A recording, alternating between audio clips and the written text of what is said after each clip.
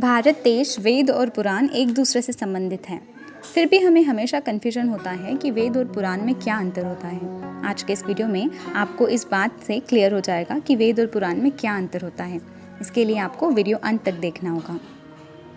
वेद सिर्फ भारत के नहीं बल्कि संसार के सबसे पुराने ग्रंथ हैं। वेद के उल्लेख को साइंटिस्ट ने भी माना है। वेद शब्द की उत्पत्ति संस्कृत के विद शब्द से हुई है, जिसका मतलब होता है ज्ञान। इसीलिए वेदों को ज्ञान के ग्रंथ भी कहा जाता है। विद्या, विद्वान, ये शब्दों की उत्पत्ति भी यहीं से हुई है। वेदों को श्रुति भी कहा जाता है क्योंकि ये ज्ञान ईश्वर द्वारा स्मृति किया गया हुआ है, सुना हुआ है। क्योंकि उस समय वेद रिटर्न फॉर्म में नहीं थे, इसीलिए इस ज्ञान को स्मृति के रूप में ही याद किया गया है। वैसे तो वेदों को कुछ हजार साल पुराना माना गया है, जबकि रियलिटी में वेद 1 अरब 97 करोड़ साल पुराने हैं। नाम जाने जाते हैं, जिसमें ऋग्वेद, सामवेद, यजुर्वेद और अथर्ववेद। इनके उपवेद भी हैं, जो कि आयुर्वेद, गंधर्ववेद, धनुर्वेद और स्थापत्य वेद हैं। पर ऐसा कहा जाता है कि पहले सिर्फ एक ही वेद था। द्वापर युग के खत्म होने तक वेदों की संख्या एक ही थी। बाद में इन्हें सिंप्लिसिटी के लिए, हमारी समझने के लिए 4 अलग अलग फॉर्म में डिवाइड कर दिया गया है।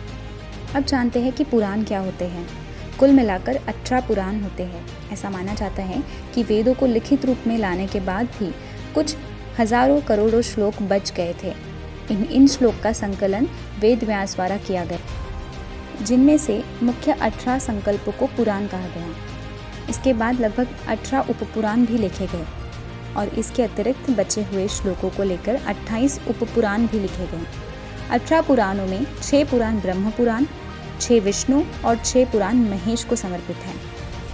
अब जानते हैं कि वेदों और पुराणों में अंतर क्या होता है। जैसे कि हमने देखा, वेदों में मानव जीवन संबंधित हर बात का वर्णन किया गया है। वेदों में श्लोकों के माध्यम से नियम बताए गए हैं कि जीवन में हर कार्य व्यवस्थित ढंग से कैसे किया जाए। परंतु कलयुग के मनुष्य के लिए वेदों का संकलन करना, उन्हें समझना बहुत कठिन है।